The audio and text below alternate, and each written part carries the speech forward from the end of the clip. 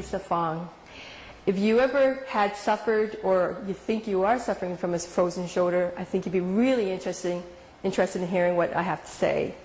I had the same experience. I didn't even know what it was, but what happened was I found that I was limited to be able to pull up my left arm.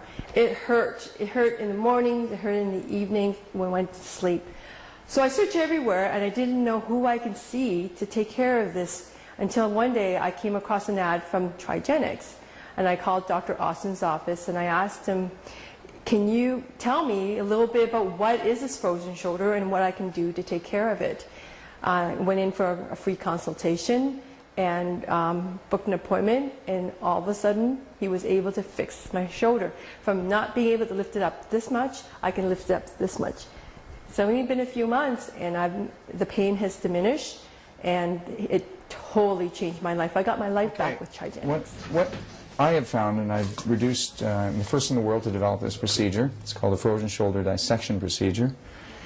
And I have successfully restored ranges of motion to numerous frozen shoulders, probably 100 over the past 4 years. We will be publishing a paper on it. And one of the things that I've found is that in probably 90% of the cases there's some type of disc lesion at C5, 6. That's the nerve root level where the nerves are that go into the shoulder girdle, the muscles of the shoulder girdle, supplying those muscles with the necessary information to function properly. And if the nerve supply to those muscles is not correct, the muscles will not behave properly, they'll not be able to pull properly, they won't have as much strength against force, and if force is applied against those muscles, where they would normally be able to accept the force with the nerve interference created by the disc lesion, which is often seen on x-ray as degenerative disc disease, and then you see it on the MRI as a disc lesion. That interference will lead to susceptibility of injury of the musculature that can't handle the stress, or of the tendons, usually of the tendons.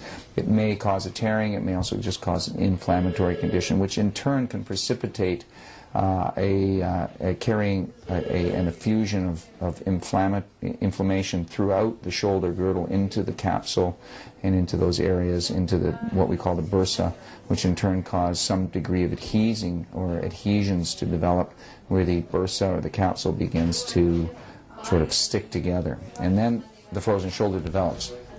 So I'm looking at the x-rays here of the patient that we're just about to treat, and I can see clearly 1, 2, 3, 4, 5, 6 that at C5, 6 he definitely has a problem. And so and he also has a complete reversal of the normal neck curvature at this point. So if we were to take an MRI, we will probably find some type of a disc lesion, disc herniation, disc bulge with some compression of the nerves that go into the shoulder, making it more susceptible to what we refer to as a frozen shoulder. So we're about to begin the procedure. I'm going to start in the next few minutes. The patient has just gone to see their medical doctor. The doctor has, or the doctor that we work with actually at this clinic, he's put injections into the front and the back of the shoulder into the capsule with some anesthetic so that the patient doesn't feel as much discomfort or pain during the procedure, because otherwise without anesthetic it can be very painful. We do perform the procedures without anesthetic, or we perform them with anesthetic, depending upon the patient's preference. Sometimes the anesthetic can also be just given orally rather than with a needle, and that's up again to the patient and to their, that's entirely up to them. So that's basically it, and we're going to get started with the Trigenics frozen shoulder procedure. You'll not be coming in on the actual procedure, but we are going to do the good shoulder first, straight up sideways. Straight up all the way up? All the way up as high as you can go. Don't turn the hand, keep it this way. Keep it with you? Yeah, keep it just like that. Yeah. Yeah, okay. That's about as high as that one goes, okay? Okay. Now keep that one up. Keep that one up. Let's see the other one now. Okay. No, keep the other one up. Keep that one up, oh yeah. Sorry, it's hard to coordinate. Just two at events. Okay. Okay. Well, that's as far as that goes. Yeah, we're stopping there, it seems. Okay. I'm about to do the procedure here now. If I actually hold it down, just relax. I'm just lifting it myself. Okay. I'm lifting it myself. That's about the end point there. Yeah. If I hold this one down. That's a different endpoint. Okay, so you've got okay. We'll deal with this. So this is my good shoulder. Mm-hmm. Okay. That's the good shoulder. And here's the one that the Dr. Austin just worked on. That shoulder. that you saw. You saw the before it was locked just in here, right? I couldn't. And I went and had the. Lifts them both together again. Oh, okay. Well, anyway, it's a heck of a lot better, right? Yeah. She's on and doing. So we're going to see the shoulder. That's the good shoulder. Let's go. We just finished doing the procedure, and now we're going to see the shoulder we just did the procedure on. Beautiful. And now both of them together. So what do you say? That's good. That's Wow, nice. you wouldn't be able to do that on a frozen shoulder. No. When was the last time you did a push-up? Oh, a long time ago, man. Months ago Oh, now. months. Just finished the procedure. Yeah. And we I'm have still a standing. fairly happy patient here. He's able to move his arm, and he's going to get his life back, right? Yeah, so looking let's forward to that. raise that arm up. Let's see it. Here we go. And all the way up to the top now. Hi, I'm Dr. Alan Olo Austin, the founder of Trigenics Functional Neurology and of the Trigenics Frozen Shoulder Procedure. Today, you will already have had your procedure done, and we're going to show you and discuss with you ways in which you can speed up your recovery so that you're able to get your life back again quickly. With me here today is Lisa Fung. She was a frozen shoulder patient very recently, and she attained full recovery in a very, very quick period of time. She was so taken by the procedure and by her ability to once again be able to move her arm freely and be able to live life without pain that she also took an interest in helping others. She's going to be showing you some of the exercises that you need to know and need to be doing following your procedure. So Lisa's here with us today, and she was suffering with a frozen shoulder for about a good 6 months. Her arm, this arm here, was, well, show me the level, it was that level, and anything above that, Lisa, was excruciatingly painful. I couldn't lift it any higher. Immediately after the procedure, where was the arm? And how long did that take? All of 5 minutes? 5 minutes. The thing is, even though we're able to restore your range of motion very quickly, in a short period of time with the revolutionary Trigenics frozen shoulder procedure, certain changes will have taken place in the musculature, the tendons, and even the nerve supply of your shoulder because of the immobility and the lack of use due to the frozen shoulder syndrome.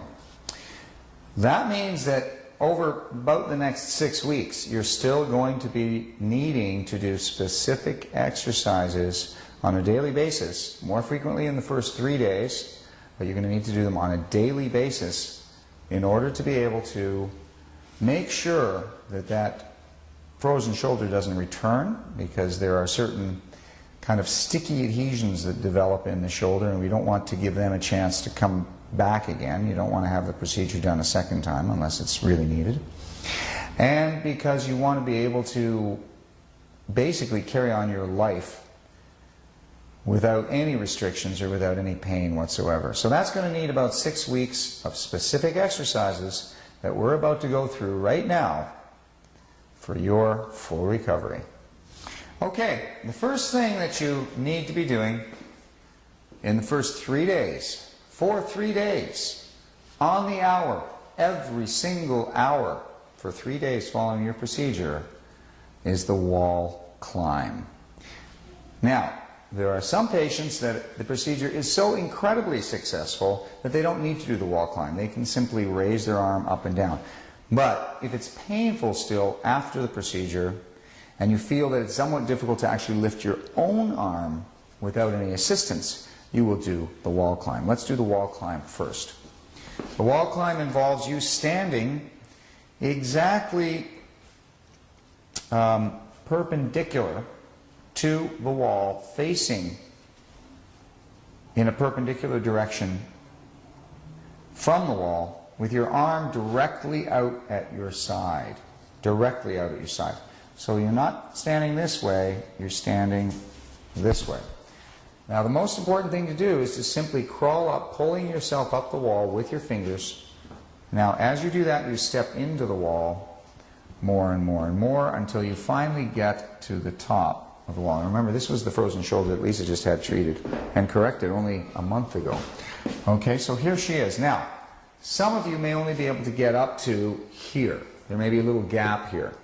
What you want to be doing is you want to be, when you get up to the top, as high as you can possibly get, you want to be pushing down against the wall, using the muscles on the underside of your arm to try to push down against the wall for 6 seconds as hard as you can. So she's going to push down against the wall for 6 seconds.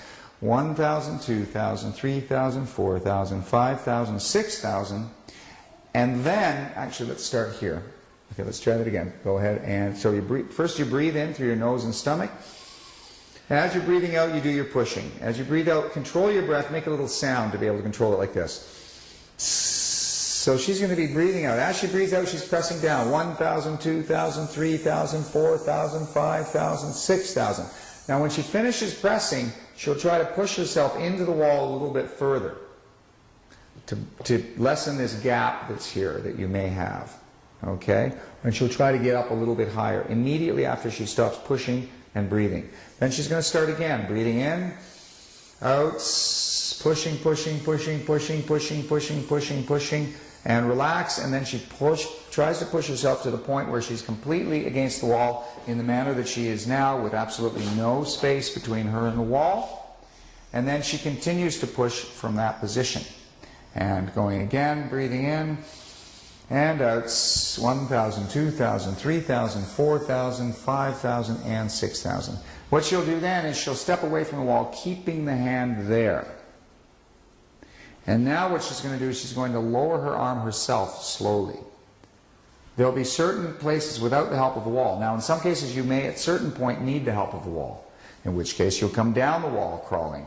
If you don't need the help of the wall, then do it on your own, coming down slowly. There will be certain range of motions that will be painful and difficult to do, and there'll be other ranges that will be easy.